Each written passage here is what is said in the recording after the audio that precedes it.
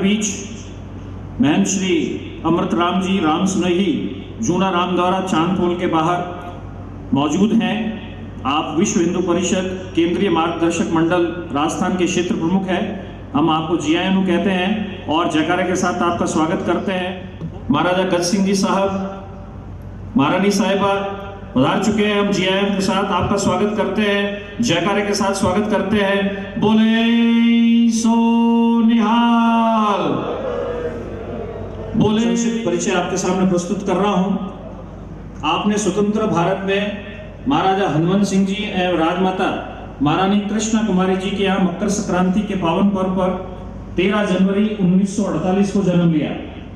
Oxford से शिक्षा प्राप्त कर जोधपुर लौटते ही आपने हेरिटेज संपदाओं के संरक्षण एवं उन्हें विश्व स्तरीय धरोहरों के रूप में विकसित करने के कार्य में अपने आप को जोड़ दिया, उनमें योगदान देकर सामाजिक दायित्वों का निर्वहन किया है। आप भारत में हेरिटेज एवं कल्चरल टूरिज्म के जनक रहे हैं। आप इंडियन हेरिटेज होटल एसोसिएशन के संस्थापक सदस्य अध्यक्ष रहे हैं। आपने 1972 में मेहरानगढ़ दुर्ग में विश्व स्तरीय म्यूजियम स्थापित कर आपकी अर्धांगिनी महारानी साहिबा भी आज हमारे बीच मौजूद हैं। हमारे लिए बड़े खुशी का सौभाग्य का दिन है। आपने कंपनी कर रही है। मैं आप दोनों से निवेदन करूंगा, आप मंच की ओर अग्रसर होकर मंचासीन होने की कृपा करें। महाराजा साहब है, महारानी साहिबा। आनंद आएगा।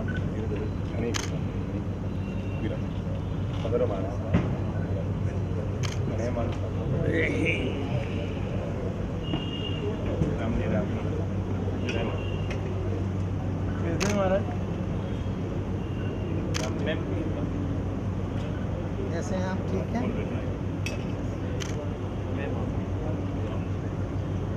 थोड़ी कुर्सी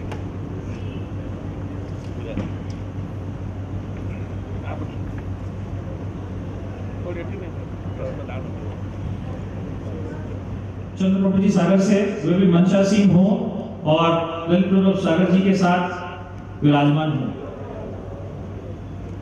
ओके, थैंक यू। हमारे बीच शहर काजी श्री शरद काजी वाहिद अली साहब मौजूद हैं। हम जयकारे के साथ आपका स्वागत करते हैं। बोले सो निहाल।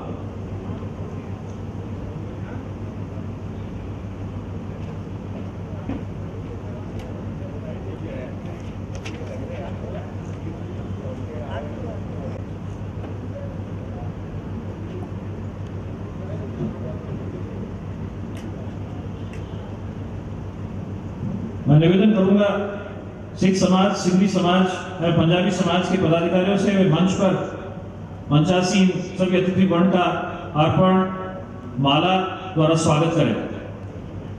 मैं निवेदन करूंगा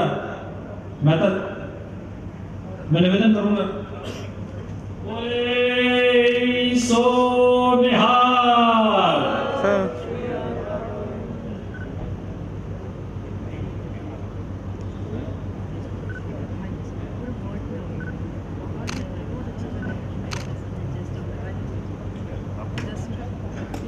महाराज साहब आप हर स्वरूप में बहुत ही सुंदर दिखाई देते हैं।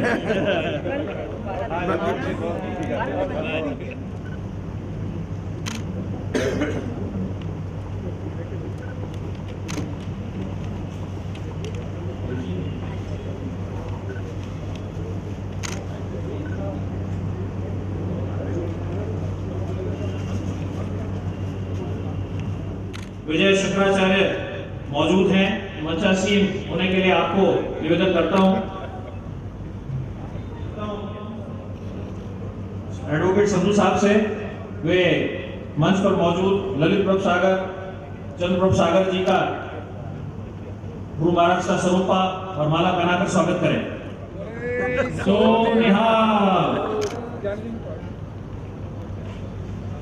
मैं निवेदन करूंगा विचारक दिलीप सिंह जी साहब का माल्यार्पण कर और स्वरूपा पहनाकर गुरु महाराज का आशीर्वाद दें। बोले सो निहाल। बोले सो निहाल।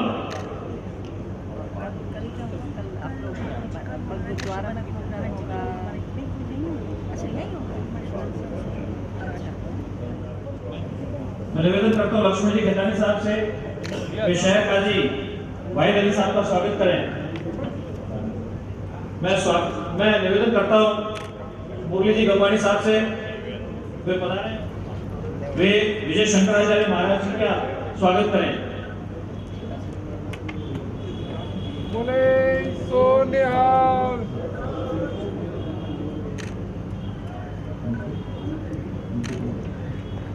मैं नीतू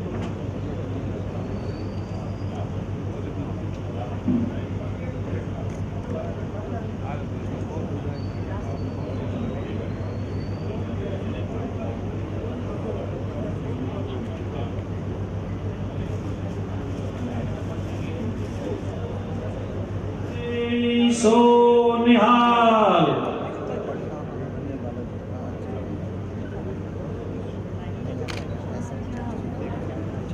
हम सबके हरदिल अजीज महाराज, उनकी बेगम साहिबा, हमारे भारतीय आध्यात्म, आस्था, धर्म और मज़ाहिब के तमाम प्रतीक और उसके नुमाइंदे जो इस मंच की शोभा ही नहीं बढ़ा रहे हैं, बल्कि इस बात को का भी दर्शा रहे हैं कि हिंदुस्तान किस तरह बनता है और किस तरह रहता है। बुजुर्गों और दोस्तों, मैं सिख समाज को नहीं, पूरी मानव जाति को आज के शुभ अवसर पर मुबारकबाद पेश करता हूँ कि हम बाबा गुरु नानक देव जो हैं उनके 550वें प्रकाश पर्व को मनाने के लिए जमा हुए हैं। इसलिए मैंने सारी मानवता की बात की, खाली सिखों की बात नहीं की कि बाबा गुरु नानक देव का संदेश जो था, उनका आचरण जो था, उनकी कोशिशें जो थी, उनकी जुस्तजू जो थी, वो बुनियादी तौर पे सारे लोगों को एक धागे में बांधने और साथ रखने की थी और ये बताने की थी कि वो गुरु है और हम सब सीखने वाले यानी सिख हैं। ये बड़ी बात है जिसको कि हमें जानना चाहिए। दूसरी बात उसका उल्लेख करना चाहता हूँ, इस देश के अंदर 1947 में एक विभाजन हुआ था। अभी महारानी साहिब उस पर अपने दुख और अपनी पीड़ा को जाहिर कर रही थी, लेकिन ये दिलचस्प बात है कि 72 साल बाद दुनिया ने एक ऐसा मंजर देखा कि वो जो कल जुदा हो गए थे, अगर उनके बीच में किसी ने एक रास्ता खोला है, एक पुल बनाया है, वो बाबा गुरु नानक देव हैं, जिनकी वजह से हमें बुनियादी तौर पे करतारपुर कॉरिडोर मिला है, जिससे हमें ये सीख लेनी चाहिए कि इस दुनिया में राजनीतिक जो करते हों, लेकिन बुनियादी तौर पे जो धर्मों के गुरु हैं और जो सबसे बड़े गुरु हैं इस मुल्क के अंदर, वो लोगों को जोड़ने का काम करते हैं, मुल्कों को जोड़ने का काम करते हैं, नफरतों को मोहब्बत में बदलने का काम करते हैं। मैं इस एतबार से इस 550वें प्रकाश पर्व को एक नई रोशनी का प्रतीक मानता हूँ और इसको बड़ी अहमियत देता हूँ। एक मुसलमान के रूप में मुझे ये कहने की इजाजत भी दीजिए कि बाबा गुरु नानक देव का हम पर भी एक एहसान है, और वो एहसान क्या है? वो ये है कि बाबा फरीद की बानियों को इकट्ठा करने के लिए वो उनके परिवार के पास गए, उनको एक तरह से उन्होंने उनसे लिया, उनको सजोया और उसके बाद उनको गुरु ग्रंथ साहब का हिस्सा बनाया। गुरु ग्रंथ साहब जो है उसकी एक अहमियत है। मैं एक हिंदुस्तानी के तौर पे, एक मुसलमान के तौर पे ये बात कह रहा हूँ कि जो गुरु ग्रंथ साहब है वो भारतीय आध्यात्म जो है उसकी तमाम जितनी भी धाराएं हैं, अगर उनका इत्र निकालेंगे तो उस इत्र का नाम जो है वो गुरु ग्रंथ साहब। बहुत बढ़िया। ये इसलिए कि उसके और उसका एक बड़ा कारनामा ये है और बल्कि करिश्मा ये है कि एक ऐसे समाज में जो कि जात के नाम पे, धर्म के नाम पे बटा हुआ था, सिख बाबा गुरु नानक देव ने जिस चीज की स्थापना की और गुरु अर्जुन देव ने जिसको एक नई शक्ल दी, वो क्या नहीं करते थे, उन्होंने गुरु ग्रंथ साहब में उन सब की वाणियों, उन सबके कलाम को जमा करके ऐसा कर दिया कि आप गुरुद्वारे में जाएंगे तो उनके आगे मत्था टेकेंगे। ये बड़ी बात है और इस तरह से सबको जोड़ने का काम, सबके आदर और सम्मान का काम तो क्या सिख परंपरा ने इस देश में किया है। इसके लिए हमें क्या सिख गुरुओं को सलाम करना चाहिए और उनको खिराजे अकीदत पेश करना चाहिए। मैं आप सबको आज के इस प्रकाश पर्व के लिए मुबारकबाद देता हूं और ये बात कहना चाहता हूं कि सिख धर्म जो अपनी जगह एक पूरा धर्म है, एक पूरी धार्मिक परंपरा है, जिसका अपना एक इतिहास है, उसमें उस सब के साथ मिलके हम लोग जो है वो हिंदुस्तान को आगे बढ़ाने की कोशिश करें।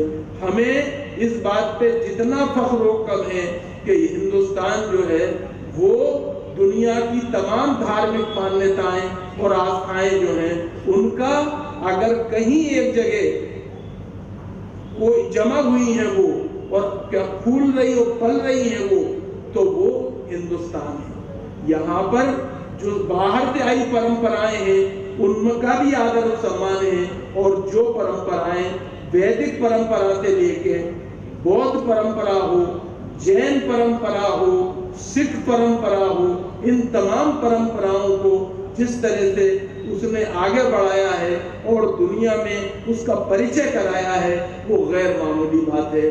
हमें इस बात की कोशिश करनी चाहिए आज के इस मंच के हवाले से, बाबा गुरु नानक देव के हवाले से, कि हम हिंदुस्तान की इस अनेकता में एकता को बनाए रखेंगे। हम धर्म का अपने पालन करेंगे मगर दूसरी धार्मिक परंपराएं जो हैं उनके आदर और सम्मान में कोई कमी नहीं करेंगे, क्योंकि शायर इकबाल के लफ्जों में हमें ये नहीं भूलना चाहिए कि शक्ति भी शांति भी भक्तों के गीत में है, धरती के वासियों की मुक्ति प्रीत में है। मैं एक दफा फिर आपको मुबारकबाद देता हूँ, आपका शुक्रिया अदा करता हूँ, खास तौर से खालसा साहब का जिन्होंने मुझे ये इज्जत दी, ये मौका दिया और मेरे लिए इसको सौभाग्य का जरिया बनाया कि मैं आज आऊं और आपके बीच में खड़े होके बाबा गुरु नानक देव जो हैं उनको खिराजे अकीदत भी पेश करूं और दुनिया में इस बात को बता के रहूं कि नानक ने जिस ज़मीन में वहदत का गीत गाया, मेरा वतन वही है, मेरा वतन वही है।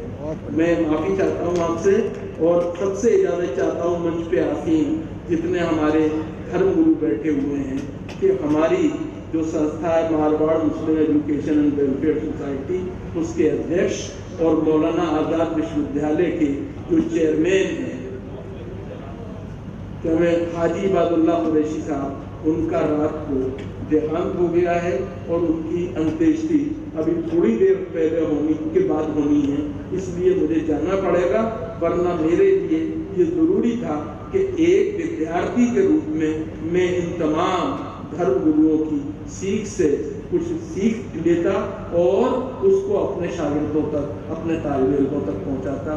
लेकिन मैं आप सबसे गुजारिश करूंगा कि हाजी इबादुल्लाह कुरैशी साहब, जिसका राजघराने से भी पुराना ताल्लुक रहा है और वो एक तरह से इस शहर को में बहुत सी बिल्डिंगें बनाने के लिए उनका खानदान जो है वो कोशिशें करता रहा है, उनके लिए दुआ करें और उनके लिए एक तरह से ऊपर वाले से ये प्रार्थना करें कि वो उनको जन्नत में जगह दे। और फिर सबको बाबा गुरु नानक देव के प्रकाश पर्व की मुबारकबाद और सब